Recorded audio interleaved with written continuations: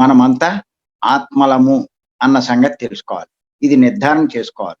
మనము దేహం కాదు, దేహంలో ఉన్నటువంటి ఆత్మ. దేహం అన్నది మనకొక తొడుగు లాంటిది. ఒక వస్త్రం లాంటిది. భగవద్గీతలో కూడా చెప్పబడింది. పత్రి గారు కూడా మనకి చెప్తూ ఉంటారు. ఏమంటారంటే, నేను, మేను అని 2 ఉన్నాయి. నేను వేరు, మేను వేరు. మేను అంటే శరీరము, నేను అంటే ఆత్మ. ఎవరైనా సరే ఇది అర్థం చేసుకోవాలి. ఇది అర్థం కాకపోతే మీ జీవితంలో చాలా నష్టపోయినట్టే. అన్ని విషయాల్లో కూడా.